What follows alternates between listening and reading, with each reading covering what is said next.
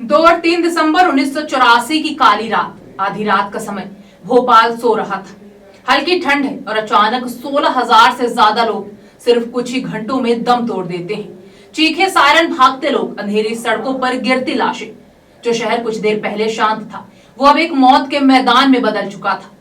आज हम आपको ले चलेंगे 2 और 3 दिसंबर 1984 की उस काली रात में, भारत की सबसे दर्दनाक औद्योगिक त्रसादी भोपाल गैस कांड। 2 और 3 दिसंबर की रात भोपाल में सब कुछ सामान्य था। लोग सर्दी की रात में नींद ले रहे थे, लेकिन आधी रात होते होते एक ऐसा हादसा हुआ जिसने 16,000 से ज्यादा जिंदगियों को निगल लिया और लाखों को हमेशा के लिए अपाहिज बना दिया।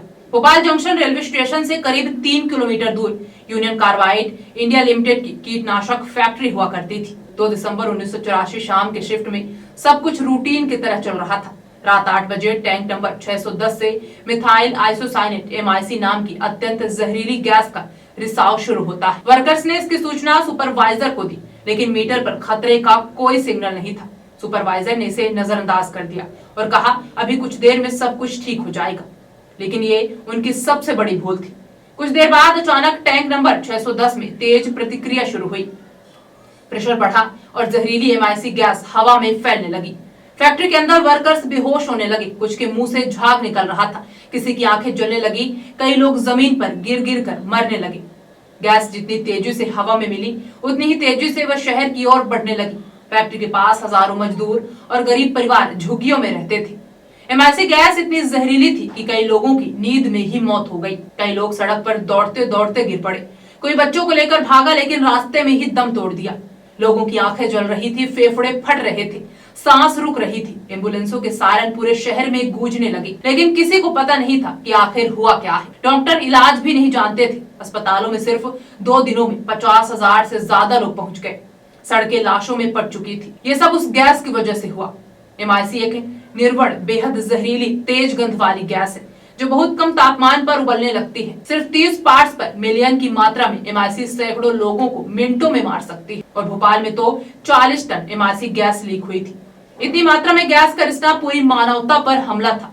गैस लीक होने के लगभग 8 घंटे बाद जाकर रिसाव पर काबू पाया गया, लेकिन तब तक हजारों लोग मर चुके थे और लाखों की जिंदगियां हमेशा के लिए बदल चुकी थी। इस फैक्ट्री का प्रमुख नाम था वॉरेन एंडरसन। यूनियन कार्बाइड का चेयरमैन। हादसे के तुरंत बाद वह देश से भाग गया, लेकिन कहानी यही खत्म नहीं होती।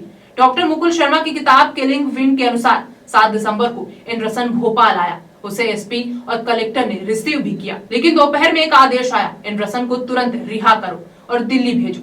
25,000 रुपए की जमानत लेकर उसे उसी दिन एक विशेष विमान से दिल्ली भेज दिया गया और वहां से अमेरिका, और उसके बाद वो कभी भारत वापस नहीं आया। 1992 में उसे भगोड़ा घोषित कर दिया गया और 2014 में उसकी गुमनामी में मौत हो गई।